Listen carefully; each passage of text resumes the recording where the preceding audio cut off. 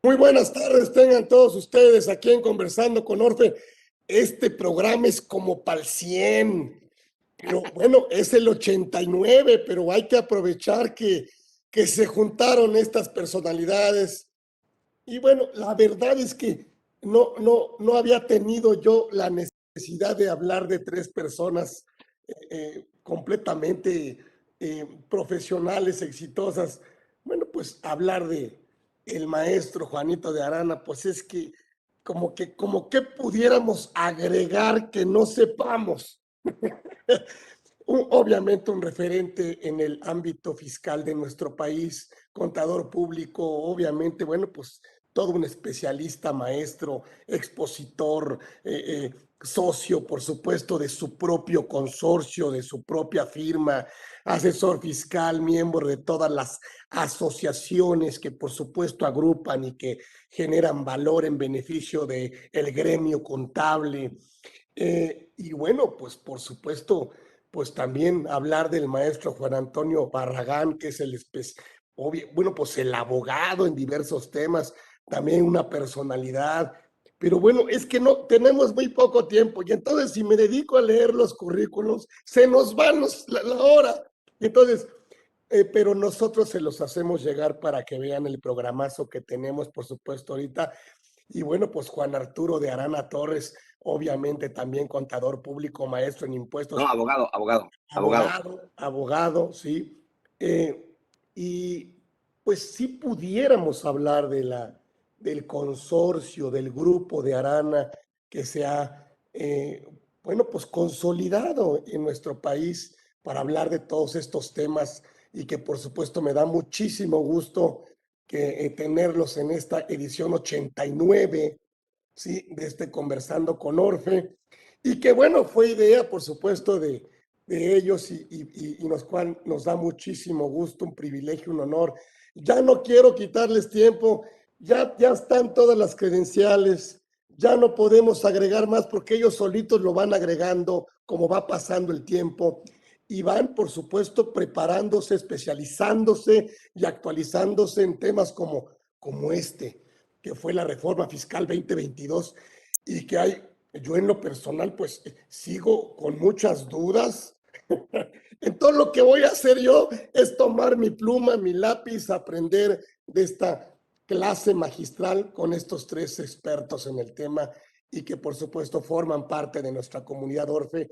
Y pues qué decir de Juanito de Arana, que es nuestro referente, nuestro maestro y nuestro amigo. Y por supuesto Juan Arturo, y por supuesto, bueno, pues el abogado, por supuesto Barragán, que nos dé permiso de considerarlo como parte de esta familia Orfe. Gracias, los dejo en compañía y yo también tomo nota y tenemos una hora espectacular. Juanito, mi querido amigo, mi querido maestro, gracias. Todo su espacio, gran programa, vamos a tomar nota, un gran programa que va a quedar grabado y que además, bueno, por supuesto, vamos a hacer inclusive un curso para darlo, pero es un tema de veras muy interesante. Bienvenidos aquí a su casa, aquí en Conversando con Orfe. Gracias. Muchas gracias. Muchas gracias, Carlitos. Gracias por la confianza, gracias por el espacio. Y como siempre, pues vamos a tratar de transmitir lo que comprendemos, lo que conocemos y lo que nos enteramos de este tema. Resulta, voy a empezar abriendo, después le doy la palabra a los abogados, pero voy a empezar abriendo esto. Resulta que a partir del 1 de enero de 2022 nos enteramos que todas las personas morales tienen una nueva obligación que cumplir. Oye, yo soy SAS, empresa simplificada, pues tienes que cumplir. Yo soy sociedad civil, tienes que cumplir. Oye, yo soy Recico, persona moral, tienes que cumplir. Oye, yo soy una asociación en participación, fíjate que me cree, pues tienes que cumplir. Entonces, todas las personas morales tienen que cumplir con esta nueva obligación a partir del 1 de enero de 2022. Ahorita ya estamos tarde, ya tendríamos que tener todo listo porque ya debíamos haber cumplido, entre comillas. A mí me gustaría analizar esta reforma, desde el punto de vista filosófico, desde el punto de vista de como lo haría Aristóteles. Aristóteles dice que todos los conceptos, todas las cosas, todos los objetos, hay que analizarlos bajo las 4 causas principales. Primero, la causa formal, el qué. Pues el qué es que tengo que identificar a beneficiarios controladores. Para resumir, el IBC, identificar beneficiario controlador, es el qué, la primera causa. La causa material, ¿cómo? Pues tengo que obtener una serie de documentación que la voy a tener que conservar, guardar y entregar cuando me la pidan. La causa material. La causa eficiente. ¿Por qué? Porque todos estos beneficiarios controladores están obteniendo un beneficio económico y entonces quiero que lo pongas en tu contabilidad. Yo quiero revisar tu contabilidad para ver esos beneficios, cómo están esos recursos fluyendo hacia los beneficiarios controladores y cómo los beneficiarios controladores también le dan recursos a las personas morales. Entonces, es la causa eficiente, la causa que nos dice Aristóteles, el por qué. Oye, y la última causa, la causa final, dice Aristóteles, el para qué. ¿Para qué? Porque yo quiero revisar que para evitar que me hagas defraudaciones fiscales, ilusiones fiscales, planeaciones agresivas. Yo quiero estar revisando y la única forma de poderlo revisar es ponerlo en el Código Fiscal de la Federación y en la contabilidad, una obligación que sea dentro de tu contabilidad, que cumplas con todas las medidas contables. Y ahí está el qué, el cómo, el por qué y el para qué, que Aristóteles muy atinadamente previó hace 2300 años. Y yo cambiaría de filósofo y me iría con Platón, el filósofo de las ideas, y diría, oye, esta idea del beneficiario controlador nació de nuestras autoridades, nació de nuestro gobierno. Le pregunto al licenciado Juan Arturo de Arana Torres, oye, Juan Arturo, ¿esta idea es natural? ¿Nació en México? ¿O de dónde viene esta idea del beneficiario controlador? Muy bien, muchas gracias. Me avisan si el sonido está un poco mal la señal, pero parece que está bien. Sí me escuchan bien, ¿verdad? Sí, sí. Perfecto. Bueno, es que precisamente lo que tú comentas lo he escuchado en varios cursos, ¿no? Algunos expositores, sin decir nombres obviamente, dicen, sigan votando por Morena, pero dices, oye, es que esto no tiene que ver con el partido que está ahorita en el poder, ni tiene que ver con ningún otro partido. Esta es una disposición internacional y por el hecho de que México pertenece al GAFI, al Grupo de Acción Financiera, nos califican en base a evitar el financiamiento al terrorismo, la defraudación fiscal, en fin, una serie de conceptos.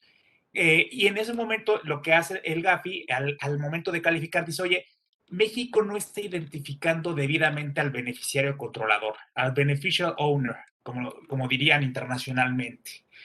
Entonces, esta calificación que nos hace, y también en base a la ley que tenemos de prevención del lavado de dinero, al no hacerlo correctamente, lo califica y nos recomienda que acudamos a las 40 recomendaciones del GAFI y al Foro Global de Transparencia e Intercambio de Información para fines fiscales de la OCDE. Entonces, prácticamente te califico mal y te recomiendo que acudas a estos organismos intragubernamentales o en el caso de la OCDE al Foro Global para que implementes aquellas estructuras o mecanismos para que identifiques a tu beneficiario controlador.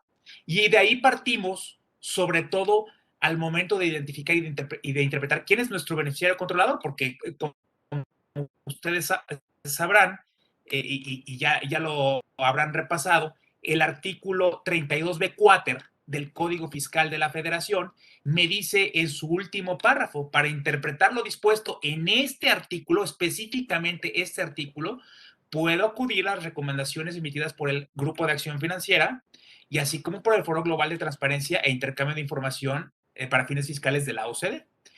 a todas las recomendaciones que son 40 y específicamente en transparencia nos vamos a ir a la 24 y la 25, ¿correcto?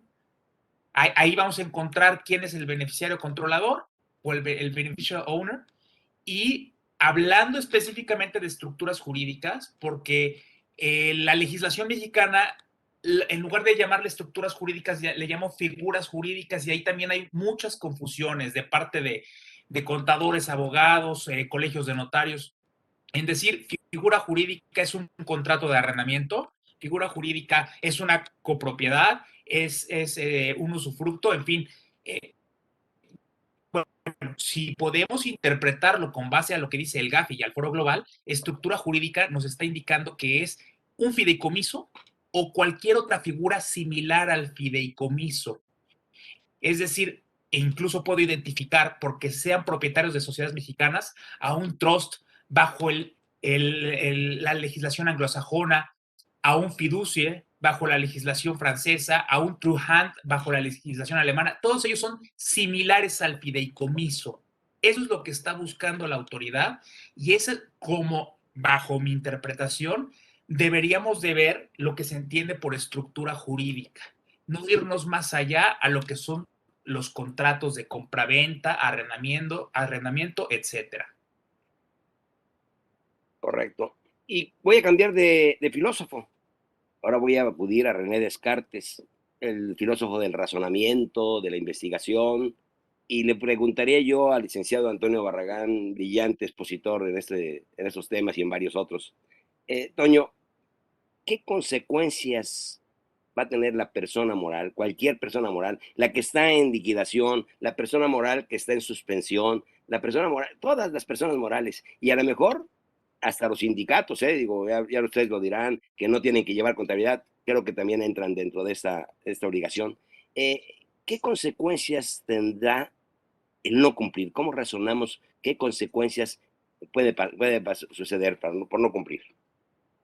Muchísimas gracias, contador. Muy buena tarde tengan todas las personas que nos acompañan en este gran programa. Muchas gracias a Carlos, al estimado Carlos, que nos hizo el favor de invitarnos y brindarnos este espacio. Para mí es un honor, contador, poder compartir este espacio con dos grandes especialistas, con tres, porque por Carlos es muy conocido, es muy famoso también en el ámbito fiscal, Carlos, con una familia importante también en esta materia. En fin, para mí es un placer, en verdad, haber sido invitado, tener este espacio y estar con ustedes, la familia Arana, y con Carlitos.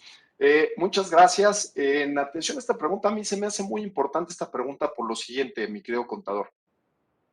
Si bien es cierto, Juan ya nos dejó claro que precisamente esta obligación de bien, este estándar para el efecto de regular esta nueva figura en el derecho fiscal mexicano, antes en el derecho administrativo a través de la ley antilavado y todas las disposiciones que de acuerdo al artículo 115 de la ley de instituciones de crédito aplican a las entidades financieras, pues prácticamente tiene como fin saber quién está atrás de las corporaciones.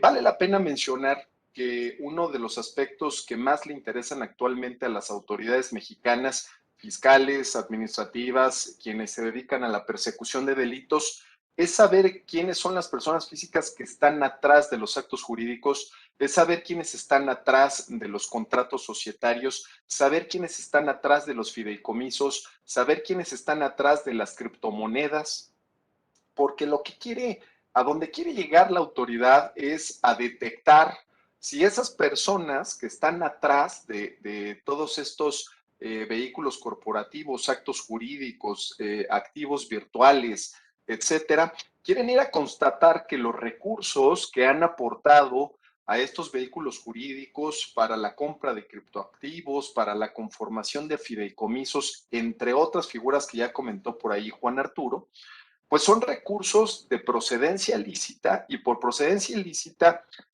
considérese, y hablando del Código Fiscal de la Federación, y a manera de ejemplo, considérese que sean ingresos, que sean recursos por los cuales se hayan cubierto ya las obligaciones tributarias, es decir, que no sean producto de la defraudación fiscal entre otros delitos de los que pueden derivar definitivamente recursos. En esa virtud se está concentrando no solamente los estados a nivel internacional al amparo del Grupo de Acción Financiera Internacional y ahora del Foro Global, sino que esto pues ya se está aterrizando en México desde hace algunos años y a partir del 1 de enero del 2022, como usted bien lo dijo, contador, en nuestro código fiscal. Es por eso que todas las personas morales, todas las estructuras jurídicas, los fideicomitentes, fideicomisarios, en fin, todos los sujetos obligados, de acuerdo al artículo 32 BTER del Código Fiscal de la Federación, desde principios de este año, deben de cumplir con una nueva obligación, lo cual implica no solamente ir a cumplirla, sino que tienen que actualizar todos sus controles o sus procedimientos de control interno, sus manuales, sus protocolos, sus lineamientos, en fin, toda aquella normatividad que regula la conducta interna de quienes operan en representación de las personas morales, para el efecto de incluir esta nueva obligación. Y esta nueva obligación, como usted ya lo señaló, contador, consiste en ir a detectar, en ir a identificar quiénes son esas personas físicas que, como ya lo dije, están atrás de la corporación y que se pueden ver beneficiadas de todos aquellos beneficios económicos, principalmente, que pudiese llegar a generar la persona moral.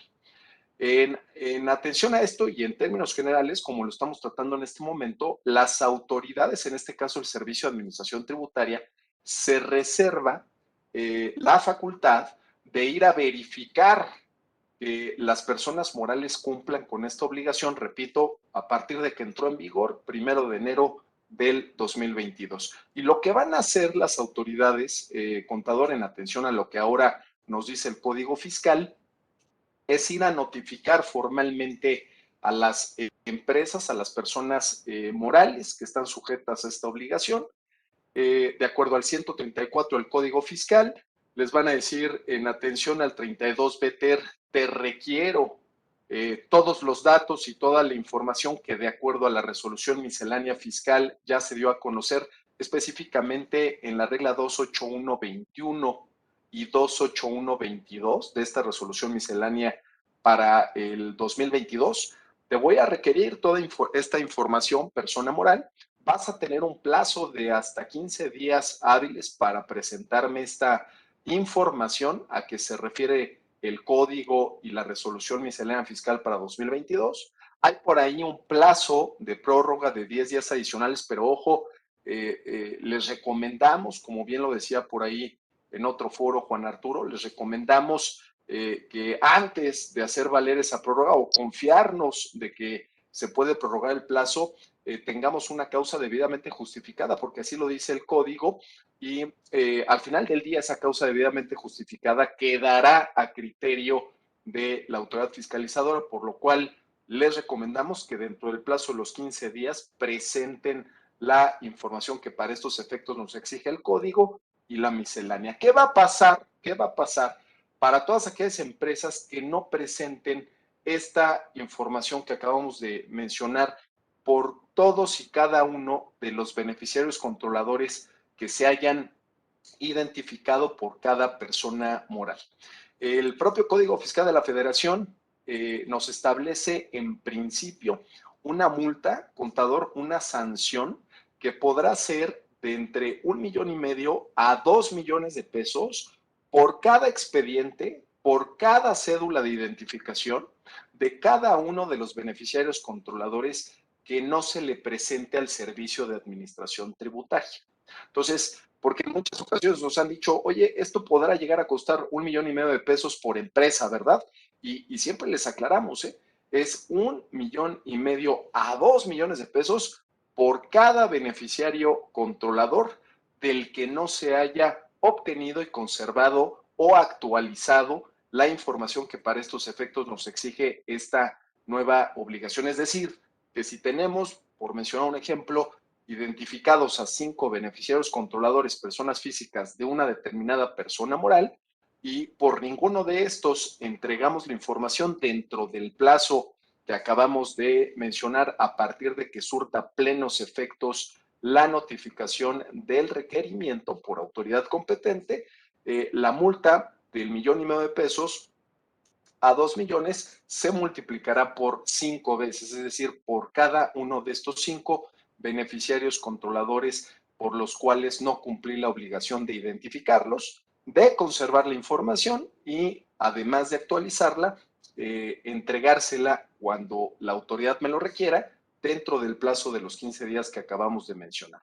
No obstante, contador, no obstante este tipo de sanción, que como ya mencionamos, son multas elevadas, nos parecen desproporcionadas, definitivamente, nos parecen excesivas, en virtud de que también vale la pena señalar que el propio Código Fiscal de la Federación establece una multa no mayor a 20,000 pesos, contador, para aquel contribuyente que no lleve contabilidad, y cuando el artículo 32 BTR nos dice que esta obligación de identificar al beneficiario controlador será parte de la contabilidad, pues parece absurdo que por no llevarla toda, la multa pudiese ser de no más de 20,000 pesos y por incumplir con esta disposición en lo particular, la multa se iría, ¿no?, de 1,500,000 a 2 millones de pesos.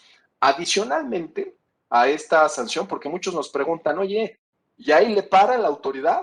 O sea, ¿me multa y seguimos adelante?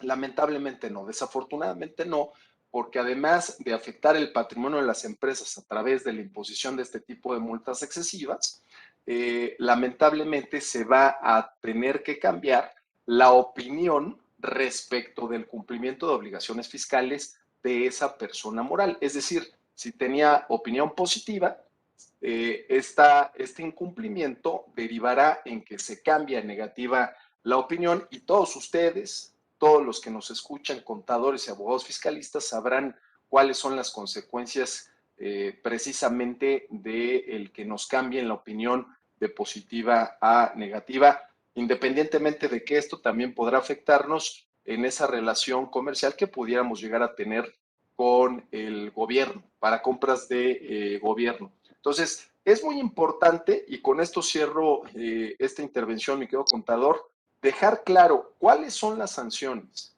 para las personas morales, que ojo, son las destinatarias de la norma, son las destinatarias de la obligación.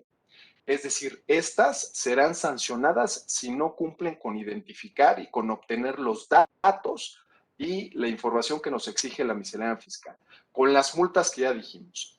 Pero que quede claro que independientemente de lo que acabamos de comentar ahorita, que son las sanciones, que son el cambio de la opinión positiva, negativa en el cumplimiento de obligaciones fiscales y afectarnos en las compras de gobierno, bueno, esto pudiera originar que se aperture, que se inicie un procedimiento fiscalizador contra o a cargo de las personas físicas que se presumen como beneficiarios controladores por los que la persona moral no pudo cumplir con obtener y conservar su información y posteriormente entregársela al Servicio de Administración Tributaria. Y esto lo digo porque en muchas ocasiones dicen, ok, entonces la sanción solamente es aplicable y termina en la persona moral, sí de primera instancia, pero ¿qué seguiría? Porque finalmente el sancionar a las morales no es verdaderamente lo que persigue la autoridad, o no así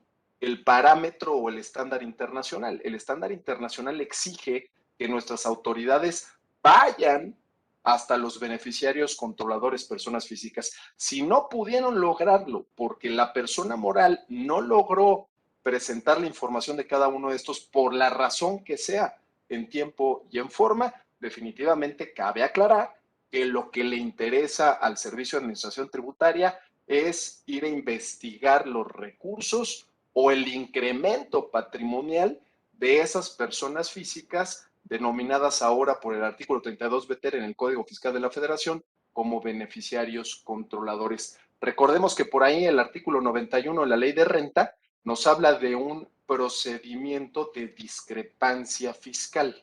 Recordemos también que por ahí se puede iniciar una carpeta de investigación respecto del delito de operaciones con recursos de procedencia ilícita. Recordemos también está muy en boca de todos los embargos o el congelamiento de cuentas bancarias. Entonces, las personas físicas que responden a la tipología, que responden al rol de beneficiario controlador, deben de entender esto y deben de proporcionar la información a sus personas morales en cada una de las sociedades en las que participen, dado que si alguna de estas no cumple con esta obligación, independientemente de las sanciones que ya comentamos, bueno, pudiera levantar un foco rojo para que posteriormente el siguiente acto de fiscalización o de sanción pudiera ir directamente contra los beneficiarios controladores. En la medida en la que estén en México, muchos me preguntan, oye, pero ¿qué pasa si mi beneficiario controlador al final del día está en el extranjero? Claro que se complica esta situación, pero bueno, para los que somos residentes en territorio nacional y tenemos residencia fiscal en territorio nacional, que respondemos a este rol, pues habrá que tomar cartas en el asunto para efectos del compliance, contador. Correcto. Mira, me preocupa lo que dices, te voy a decir por qué. Además de que es aplicable a sociedades mercantiles, sociedades civiles, asociaciones civiles, dijimos a toda la gama de personas morales, si yo tengo opinión negativa y no llevo la contabilidad correctamente, pues me pueden cancelar mis sellos digitales. Y ahí es una facultad de gestión contra y si me cancelan mis sellos digitales, pues no puedo operar. Pero además, si tengo una concesión del gobierno federal, pues tampoco puedo operar con el gobierno federal, me la pueden cancelar. O sea, creo que la preocupación de las sanciones son altas, ¿no? Pero voy a cambiar de filósofo. Sí. Ahí nada más me gustaría agregar, Claro, bien lo claro. que comentan ustedes, que si bien la facultad de revisarte lo de los beneficiarios controladores es una facultad de gestión y que está incluida en el 32B Quater, existe la facultad de la autoridad de iniciarte una visita domiciliaria, una revisión de gabinete. Te pueden Claro. pedir la contabilidad.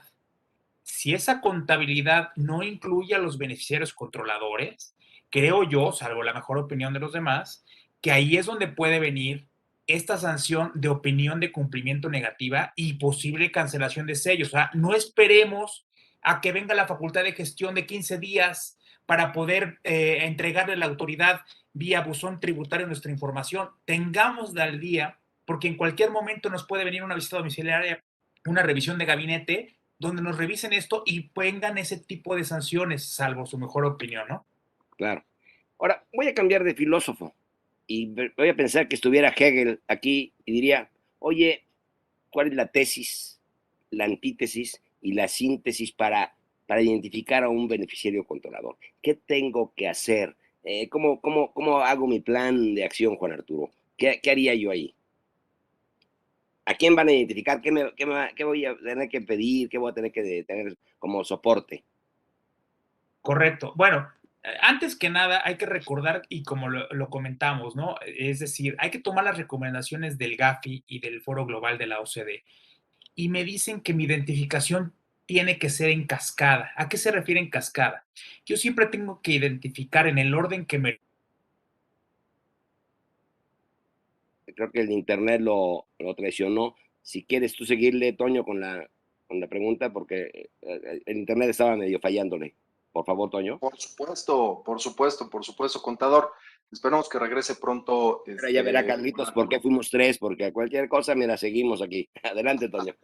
Traemos bateadores emergentes. Con mucho gusto, contador. En lo que regresa Juan, esta nueva obligación, mi querido Carlos, implica que las personas morales, pero ojo, aquí hay una parte bien interesante, contador. Está dirigido a las personas morales en principio para decirles, ustedes son quienes deben de obtener la información de sus beneficiarios controladores. Sí, nada más que yo empiezo a tener dudas. Por aquí está ya Juan Arturo. Adelante, mi querido Juan, Sí, para no robar este espacio. perdón, creo que tengo ahí muy mal internet. Bueno, aquí la idea es seguir lo que les comentaba en cascada, ¿no? Primero, la fracción primera me dice que son los que tienen una participación en la persona moral. La UCD y la GAFI nos hablaba de titularidad, que tengan un porcentaje en la titularidad como primer punto en cascada y después, si no los encuentro, tengo dudas, me voy a los que tienen el control. Y si aún así tengo dudas o no los encuentro, me voy al que sea el consejo de administración o el administrador único. Desgraciadamente aquí la disposición en México es mucho más amplia.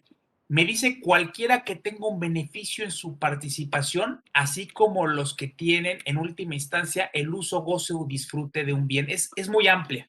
Entonces, yo tengo que irme primero siempre al que tiene esa participación en la sociedad.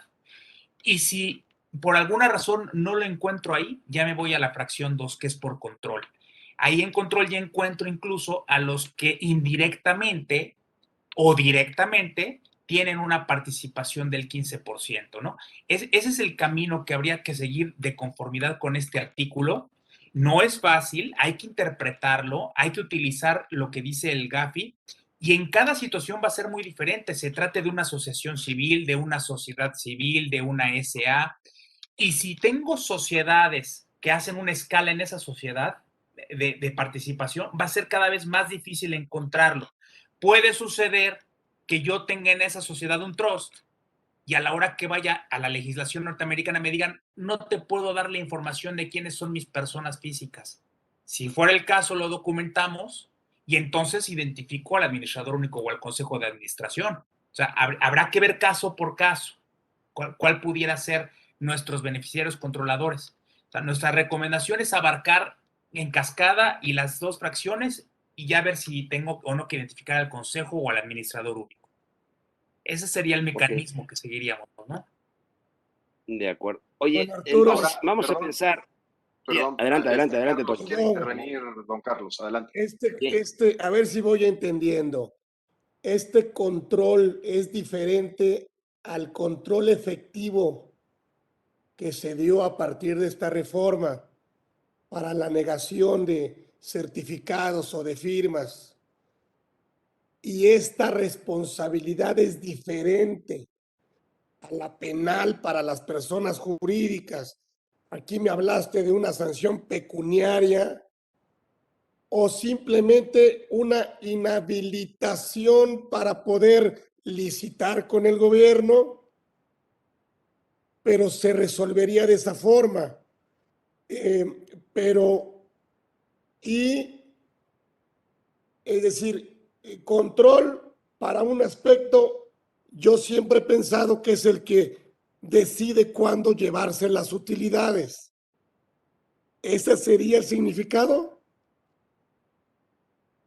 Ahí, Juan Arturo, Carlitos está pensando en el artículo 27, apartado B, fracción sexta, que es diferente a este beneficiario controlador. Hay dos tipos de controladores, si lo quieres explicar, por favor, Juan Arturo. No, bueno, es que hay muchas definiciones de control efectivo y beneficiario controlador. Tenemos la de la ley de prevención del lavado, la del artículo que bien comentaban ustedes, la del obligado solidario, que es otro control que hay que llevar. Todos son diferentes y hay que analizarlos porque si no, precisamente lo que tú comentas, Carlos, en algunos es el 51%, en algunos es el 15%. En este caso en específico, digo, dentro de las tres fracciones, perdón, de los tres incisos de la fracción 2, específicamente es el que tiene el 15%, ¿no? Mínimo. Y puede ser una o pueden ser varias, porque me dice el que una sola o en conjunto tengan el 15%.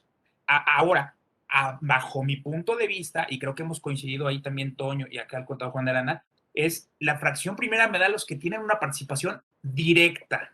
Y no me pone, desgraciadamente, como en otras legislaciones, no me pone un límite. No me dice que los que tengan el 10% de participación, el 1%, yo me iría a identificar primero la fracción 1, los que tienen esa participación directa, si tengan el 1%, y si hay unos que ya están a través de una sociedad, aplico la fracción 2. Esa sería mi interpretación. En la parte penal, no sé si quieras comentar tú, Toño, lo que comentaba Carlos. Es muy interesante lo que comentó Carlos. Yo pienso exactamente igual que tú, estimado Carlos, en el sentido número uno, y hay que dejarlo muy claro. Son dos obligaciones diferentes. Esto del control efectivo, quién es el socio que pudiese llegar a tener el control efectivo para efectos del 27, en algún momento puede coincidir, sí, estos conceptos pudieran llegar a coincidir en donde además de ser el socio que tiene el control efectivo, pues para efectos del 32 BTR, pues será beneficiario controlador. Es un hecho, ahí es en donde convergen, ¿no? Las disposiciones del 27 y del 32 BTR. Definitivamente de acuerdo contigo.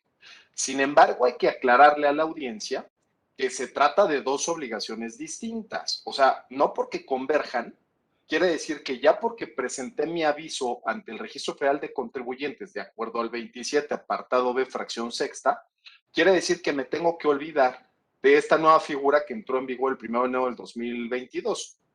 La dinámica de las obligaciones de estas figuras, como lo dice Juan Arturo, tan parecidas, es diferente, porque para efectos del 27 tengo que presentar avisos y para efectos de la nueva figura del beneficiario controlador, que en algún momento pudiese llegar a coincidir con el concepto de control efectivo, la obligación es requiere la información al beneficiario controlador, consérvala, actualízala y espérate a que te la requiera la autoridad. Y una vez que te la requiera la autoridad, tendrás que presentarla dentro del plazo que ya habíamos comentado. Y si no la presentamos, bueno, pues las sanciones que ya mencionamos. Entonces, a mí me gusta mucho esto que señala Carlos porque nos da la oportunidad de aclarar, porque sí es cierto que está creando, déjame decírtelo así, estimado Carlos, uno, la duda con el 27 que tú pusiste en la mesa, con el 32 BTR que ya lo platicamos, pero también llega a coincidir con otra inquietud en cuanto a si esto es lo que ya traíamos en la ley antilavado y la ley antilavado también sería una tercera obligación distinta a lo que tenemos en el 27, a lo que tenemos en el 32 BTR, y si realizáramos alguna actividad vulnerable de las que están listadas en el artículo 17 de la ley antilavado, bueno, yo te diría, tendríamos que cumplir con una tercera o con un tercer régimen de cumplimiento distinto al del Código Fiscal para el 27 y al del Código Fiscal para efectos del 32 BTR. Eso por la parte administrativa, mi querido Carlos. No sé si te merezca algún comentario para seguirnos con la parte penal que también mencionabas. Toño, Me gustaría, yo Toño. nada más agregar, Sí, a ver, tenemos otros dos conceptos, el que comentaba de obligado solidario, del 26, y tenemos además también el de los paraísos fiscales. O sea, es otra definición de control. O sea, tenemos como 6 definiciones de control que hay que dilucidar y ver que son diferentes cada una de ellas. Pueden coincidir, pero sí hay que analizarlas de forma separada, ¿no? Totalmente de acuerdo. Adelante, correcto. contador, iba a comentar algo. Me gustaría para que le quedara muy claro a Carlitos, me han contado este escenario, Carlitos. Una persona dice, voy a constituir una sociedad, voy a nombrar un gerente para que lleve el control de la sociedad, de las obligaciones comerciales, fiscales, en fin, pero no es beneficiario, es controlador. Ah, ese va a caer en el 27, fracción sexta, apartado B del Código Fiscal. Oye, voy a nombrar a mi esposa o a mi suegra, porque soy muy dadivoso, dicen, y le voy a dar el 99% de las acciones y yo me voy a quedar con el 1%. ¿Verdad? Pero yo, con el 1%, pues voy a ser el administrador único o voy a ser el presidente del consejo y yo voy a distribuir todos los beneficios, ¿no? Y a lo mejor a la suegra le pago dividendos y después le digo, oye, suegra, ¿por qué no le donas esos dividendos a tu hija? Y bueno, ya sabes. Entonces, todo ese mare magnum que se le ocurre a los malosos, pues puede aterrizar en esto. Ahí puedo tener beneficiario controlador, puedo tener controlador y puedo tener actividades vulnerables. O sea, puedo tener una gama de esto. Es un ejemplo burdo, pero bueno, se dan, me han dicho, me han contado, se dan los casos en la vida real, ¿no? Eh, voy a pensar, voy a pensar que estuviera Nietzsche con nosotros, el filósofo alemán, y que dijera, pues Dios ha muerto, pero el SAT no, el SAT está vivo, diría Nietzsche, ¿no?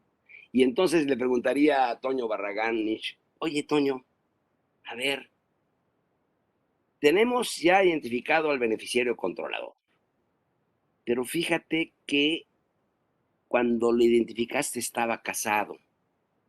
Y ahora que yo llego, la autoridad, y te reviso, me entero por el registro público que está divorciado. Me entero por el banco, porque tengo comunicación con el banco, que la señora tiene una cuenta bancaria y le llega un domicilio diferente al que tú me entregaste cuando identificaste a la señora. Entonces, pues la multa no te la voy a poner más bajita, ¿no? Por esto, pero me tienes que cumplir.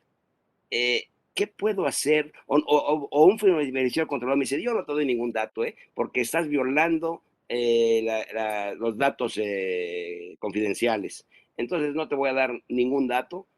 ¿Qué puedo hacer? Porque si no me va a caer toda la fuerza del Estado, ¿no? ¿Qué haría yo allí en ese caso, Toño? También excelente punto, contador, y de los que de repente encontramos inquietudes, ¿no? En todas las personas obligadas. Lo primero que me gustaría señalar es lo siguiente. Me parece que en el legislativo, cuando se adiciona esta figura en el Código Fiscal de la Federación, en relación con el Foro Global, en relación con Gafi, hubo ciertos detalles que no se consideraron, que me parece que son muy importantes. Uno de los más importantes es que no se consideró una sanción para los beneficiarios controladores. Es decir, solamente se consideró la sanción para la persona moral. Y muchos van a decir, oye, a este cuate, ¿qué le pasa? Pues ya no queremos sanciones, ¿no? ¿Cómo que está diciendo que faltaron sanciones? Déjenme explicarme por qué. La reforma, o más bien, perdón, la visión de esta nueva obligación, al establecerle a la persona moral, a la moral, la obligación de requerir la información a sus beneficiarios controladores, personas físicas, como ya lo comentó Juan Arturo, me parece que desde el inicio lesiona los derechos humanos de la propia destinataria de la norma en virtud de que presenta, contador, una incapacidad para el cumplimiento de la obligación. ¿Por qué? Porque el cumplimiento de la obligación no recae, no depende al 100% de la propia persona jurídica, de la propia empresa. Para cumplir con la obligación, la empresa necesita de la colaboración del beneficiario controlador, que es el único que tiene la información y los datos que exige la miscelánea fiscal, como uno de los que usted comentó, cuál es su régimen, ¿no? Está casado, su régimen conyugal, etcétera, si tiene concubina, si hay algún concubinario, su estatus en ese sentido y en muchos otros. Si nos vamos a la miscelánea fiscal, hay 22 datos que atender que en su momento veremos si son necesarios, si son idóneos para el cumplimiento de la finalidad que deviene de ese ámbito internacional. Quiero decirles, y quizás adelantándome un poco, que esto de las multas, ¿no? Por falta de actualización, esto por las multas de que si estabas casado y luego no, y luego te divorciaste, y entonces me tienes que estar diciendo a cada rato cada cambio que realizas. Incluso en el teléfono, te están pidiendo el número telefónico, que lo puedes cambiar de un momento a otro. Te están pidiendo un correo electrónico, que lo puedes cambiar de un día para el otro. Pero lo dices bien, contador. En el Código Fiscal de la Federación dice, ok, sí me entregaste la información, pero está desactualizada, porque aquí dice que estás soltero y hoy estás casado, o al revés, o incluso por ahí nos piden datos como el sexo, ¿no? Que para muchas personas pudiese ser, como tú lo mencionabas, contador, un dato sensible, máxime si se lo estás pidiendo a un beneficiario controlador en el extranjero, no necesariamente lo va a entender y no por ello te lo va a querer dar. Entonces, cualquier detalle que pudiera llegar a cambiar, que hiciera que estuviera desactualizada la información, va a ocasionar no una multa de 1,5 millones de pesos, como ya lo comentamos, pero sí una multa por desactualización de 800,000 pesos por cada expediente. No, considerando en cada expediente mínimo 22 datos, que es a los que se refiere la regla 281-22 de la miscelánea fiscal, sin dejar de considerar los controles internos que tenemos que presentar junto con los datos de la 281-22 que se establecen en la regla anterior, que es la 281-21. ¿A qué multa me refiero? Que es la que hace falta, aquella que presione entonces a los beneficiados controladores a que le entreguen la información a las empresas. Porque si solamente sancionas a la empresa, esto va a ocasionar que al no sancionar a las personas físicas que cuentan con el rol o que acreditan el rol de beneficiados controladores, pues en muchas ocasiones, si no le entienden, si no quieren atender este requerimiento, no lo van a dar. Y entonces la sancionada únicamente va a ser la persona moral. Y con este tipo de sanciones de hasta 800,000 pesos o más por la desactualización de un dato que pudiera venir en ese expediente. Repito, me parece que es una obligación que, si bien es cierto, nació en el 2022, es una obligación que tiene muchos detalles de ilegalidad y sobre todo de inconstitucionalidad, que cuando lleguen esos actos, Carlos, de fiscalización a los destinatarios de la norma, todos los abogados vamos a estar muy pendientes de que no se lesionen estos derechos por las multas, por todo lo que estamos vislumbrando en el tenor de la falta de certeza y seguridad jurídica para efectos del cumplimiento, de esta plena incapacidad del destinatario de la norma para cumplirla porque depende de un tercero, en fin, algunos otros puntos que en su momento ya estaremos platicando y a sabiendas que en algún momento vamos a hacer un curso de estos con mayor duración, creo que vamos a poder platicar con mayor particularidad. Pero un poco esto, contador, si no se cumple con la actualización, no solamente con la entrega de la información, si la información está desactualizada en uno de los 22 incisos que nos exige la miscelánea fiscal, pues ahí está la multa por desactualización. Y muchos dirán, no, sí está actualizada, no, sí cumplí, nada más que me faltó algún dato o algún dato viene incorrecto, es decir, algún dato es inexacto. Pues de una vez me adelanto, porque por inexactitud o por omisión en alguna información de estos 22 incisos en la 28122, la multa será de 500,000 pesos. Tenemos 3 multas, de 1,5 millones a 2 millones por no entregar nada, por falta de desactualización, por falta de actualización, perdón, de 800,000 pesos y por no tener algún dato o porque sea inexacto algún dato de 500,000 pesos. Correcto. Muy bien. Bueno, como ves, Carlitos, esto... Sí, adelante. ¿Quién iba a hablar? ¿Alguien? Sí, bueno, sí me escuchan, ¿verdad? Sí, sí. Ok, a mí me gustaría complementar lo que acaba de decir Toño respecto a algo muy importante. Si ustedes se fijan en la reforma, la persona moral le ponen 3 obligaciones muy claras, que es identificar, verificar y validar. Entonces, ¿cómo voy a verificar y a validar la información? A través de que los accionistas me presenten una carta manifestando bajo protesta de decir verdad cuáles son sus datos, o la sociedad tendría que documentar todo esto, porque recuerden que la reforma me dice que también parte de mi contabilidad van a ser mis controles internos, y eso se lo voy a tener que enseñar al SAT en su momento, mis controles internos. ¿Cómo identifiqué? ¿Cómo validé? ¿Cómo verifiqué? Por ahí vi que en una de las preguntas del chat es, ¿ya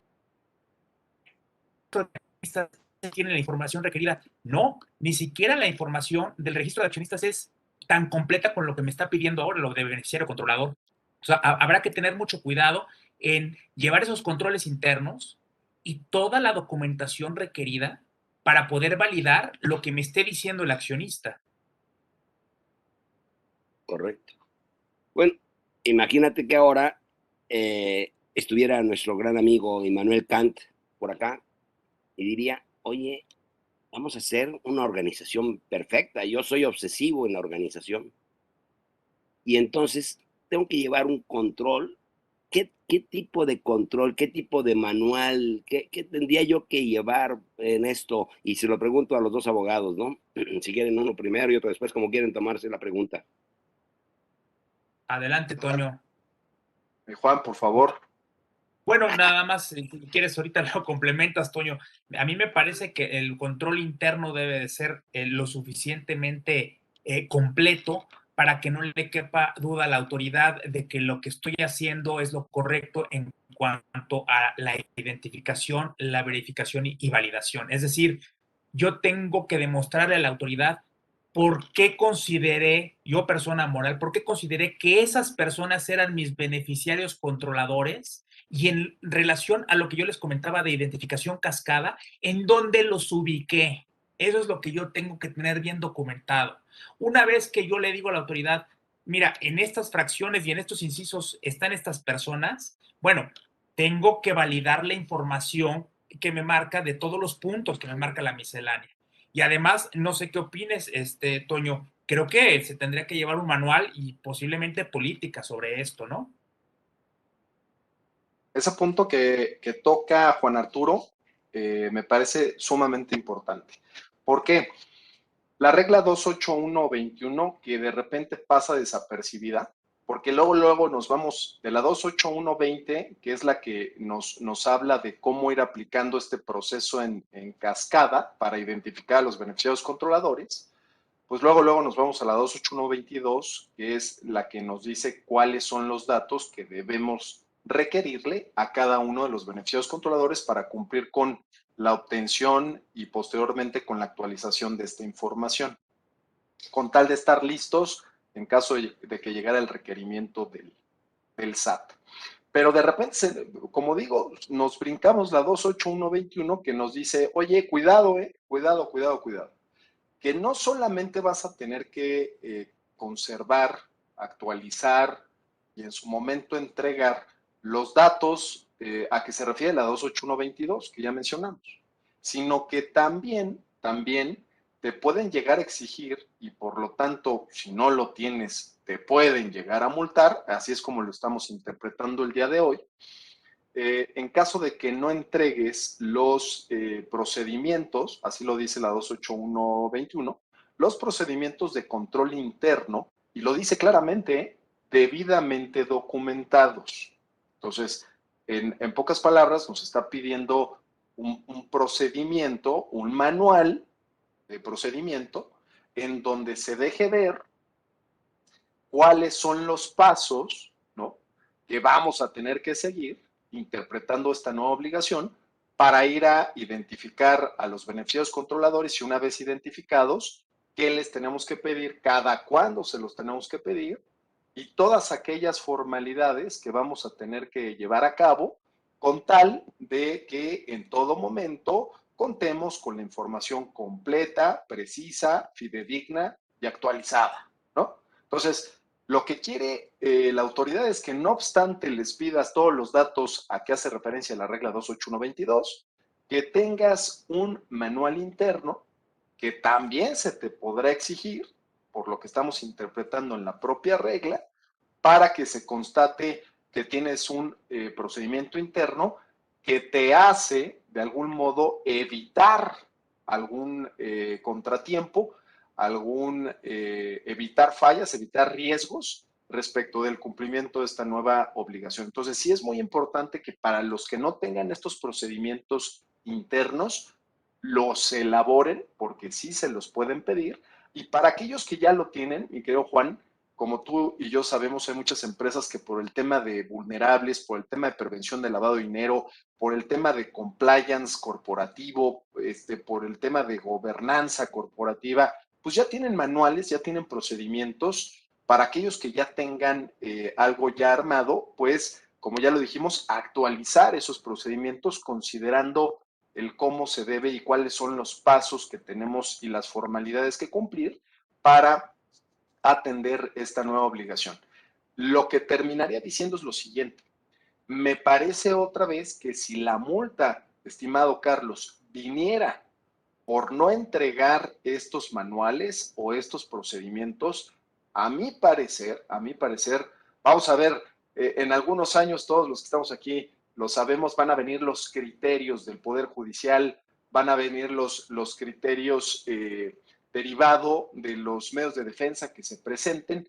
A mí, en lo particular, me parece que sería inconstitucional el que se sancionara esta obligación respecto a los procedimientos internos. No voy en contra del compliance, al contrario, yo promuevo cada vez que tengo la oportunidad de hacerlo el debido cumplimiento de las normas. A lo que me refiero es que nos parece que esta regla, en lo particular la 28121, va más allá de lo que se establece o lo que nos requiere el propio Código Fiscal de la Federación. El Código Fiscal de la Federación habla de la información que debemos de conservar, actualizar y entregar de cada uno de nuestros beneficiarios controladores, y con posterioridad, ya cuando sale la miscelánea para 2022, nos dice el SAT que además de esos datos, vamos a tener que elaborar estos procedimientos de control interno que también serán considerados parte de la contabilidad. Y si van a ser parte de la contabilidad, pues tendríamos que entregárselos al SAT en caso de que venga un requerimiento. Y si no los tenemos, pues qué bueno que hayamos cumplido con todos los datos a que se refiere la 28122, pero si te faltan los procedimientos, por ahí también se puede ir la autoridad para el efecto de sancionar. Y ahí es en donde yo ya no sabría cómo nos van a sancionar. Nos dirían, es falta de información para efectos del 1,5 millones, o está desactualizado, porque no entregaste los procedimientos, pero sí entregaste bien la información que pide la 28122, o hay información faltante. Incluso caeríamos en un tema de tipicidad respecto de la conducta de infracción que se tendría que acreditar para el efecto de pagar una multa, ¿no? Entonces, me parece, no quería dejar de mencionar ese tinte de inconstitucionalidad que podíamos llegar a detectar en la 28121. Oye, Carlitos. Toño, a mí me parece muy interesante lo que comentas, porque digo, independientemente que pueda existir esa inconstitucionalidad y podamos, en dado caso, defender el asunto en tribunales, el hecho de que el control interno forme parte de la contabilidad, porque así lo diga la miscelánea y no la ley, desgraciadamente o afortunadamente, no lo sé, pero bueno, en una revisión, y como tú bien dices, si yo tengo bien identificado a mis beneficiarios controladores, pero no tengo mis controles internos, me puede llevar hasta la cancelación de sellos por no llevar correctamente mi contabilidad. Entonces es muy importante esa obligación para todos nosotros y no nada más para la persona moral, porque el control interno que forma parte de la contabilidad es para los notarios y para todas aquellas personas que estén involucradas en la constitución de personas morales, sea abogados, contadores o como le queramos llamar, todas esas personas que tenemos que tener la identificación de los beneficiarios controladores en donde intervenimos en esa constitución, tenemos que tener los controles internos como parte de nuestra contabilidad. Y como dijiste, perdón, rápidamente, contador, y aclarando, como bien lo dijo Juan Arturo, no con ello estamos diciendo que no se implementen los procedimientos de control interno. Hay que decirle sí al compliance. En donde no estamos de acuerdo es en que, en caso de que esté para el criterio de la autoridad incompleto el procedimiento o que no se tenga, en donde no estamos de acuerdo es en que venga una sanción de las que ya comentamos. Sí, al control interno, aunque no nos lo pidan, lo que estamos señalando es que sería ilegal o inconstitucional el que nos aplicaran una sanción en caso de que no se cumpliera para efectos de la 28121 la obligación a criterio de las autoridades, ¿no? Para ser claro en esa situación. Yo creo que vale la pena, Carlos, hacer un curso como el que hicimos hace 40 años con la base nueva y la base vieja, de puras preguntas y contestar todas las preguntas de todo el auditorio en la mejor manera posible. Y quiero terminar rápidamente, ¿me puedo tomar 2 minutos? Claro que sí. Con un Perdón, escenario. nada más, si vamos a contestar las preguntas del chat, Carlos. Yo creo que no en el curso, yo creo que en el curso No, es más amplio. vamos a armar un curso para los efectos de que la audiencia se sienta atendida. Correcto. Porque ahí veo preguntas muy interesantes en el Por chat. eso, Pero en el curso yo lo que creo que es más ustedes- fácil porque las damos hasta con ejemplos y todo, que contestarlas en el chat no van a ser tan productivas. Fíjate, quiero que terminar con este curso. Kafka, que ustedes lo conocen, pues quiere escribir un libro que se llama El mundo del SAT después de la pandemia. Y entonces, rápidamente lo voy a platicar, el resumen cuál es. Estás durmiendo con tu esposa, suena el celular, suena tu reloj de pulso y suena Alexa. 5 para las 6 de la mañana, tú lo habías puesto a las 6. Y Alexa empieza, tienes una notificación en tu buzón tributario, tienes una notificación. Te tienes que levantar, tu esposa te dice, oye, ¿qué pasó? Veme a preparar el desayuno y a la ducha, porque seguramente la cita del SAT que pedí antes de la pandemia ya me la están dando para hacer la firma electrónica. Entonces, déjame entrar al buzón tributario a ver qué sucede. Entras al buzón tributario y, oh, sorpresa, bienvenido a la investigación profunda. Y de pronto una vocecita te dice, oye, quiero que me aclares la razón de negocios de esta operación. Y otra vocecita en el buzón, pero me la acompañas con la materialidad. Y otra vocecita, nada más que me escaneas los XML bien validados con el código postal. Y otra vocecita, oye, pero si esta mercancía tiene que tener el CFDI con la carta aporte, porque si no, no te lo voy a hacer deducible. Y otra vocecita, oye, y quiero saber el REPSE, quiero saber de tus prestadores de servicio con el ICSOE y el SISU bien presentados. Y en ese momento se hace un silencio sepulcral y como estás en el metaverso, se asoma la jefa y el contador está desmayado. Y entonces la esposa le habla directamente al empresario porque sabe qué empresario es, y como nada más, como le ayudó a hacer la identificación del beneficiario controlador, le habla al empresario y le dice, ¿cómo le llamaban al empresario? El migrante. Oye, migrante, fíjate que mi esposo pues se desmayó con esto del buzón tributario y todo, quiero que vengas a auxiliarlo. Y el migrante le contesta a la esposa, ya tengo conocimiento, mira, estoy conectado con tu esposo por Facebook, Twitter y WhatsApp. Ya me enteré y estoy en el aeropuerto de Felipe Ángeles, pues tomando un vuelo para irme a otro lugar más seguro. Ese es el escenario kafkiano que nos queda para la actualidad. Gracias, Carlitos. Un agasajo, qué bárbaros. Ojalá tuviéramos más conversatorios así. Me encanta, por supuesto, el dominio de vamos a hacer el curso que ustedes están proponiendo, porque el tema me encanta, es muy complejo, muy doloroso. O sea, no vaya a pasar lo que nos ha pasado cuando el tema se vuelve complicado para la autoridad. Lo que hace es que como la autoridad no puede administrar el cumplimiento o la información, pues le pone un umbral. Quiero pensar, ¿sí? Como pasó con los esquemas reportables, como pasó con las operaciones relevantes. No sé, a lo mejor una solución es que aquí la pregunta es, ¿y quién podrá cumplir con esta obligación? ¿Y cuál sería el costo-beneficio? Porque ahí qué, la sanción qué. Entonces, nos tenemos que ir sin antes pedirles una disculpa por la garganta que traigo ahí medio mala, pero agradecerles rápidamente. Hugo, pásame sus reconocimientos porque, ay, pues qué padre haber tenido aquí Juan Arturo. Y aquí está uno, aquí está, les hicimos uno así institucional. Ya vieron, Gracias. bonito. Juan Muchas gracias, Antonio muchas de Arana gracias. Águila, Juan Arturo de Arana Torres, Juan Antonio Barragán Carvajal, caray, el consorcio de los Juanes.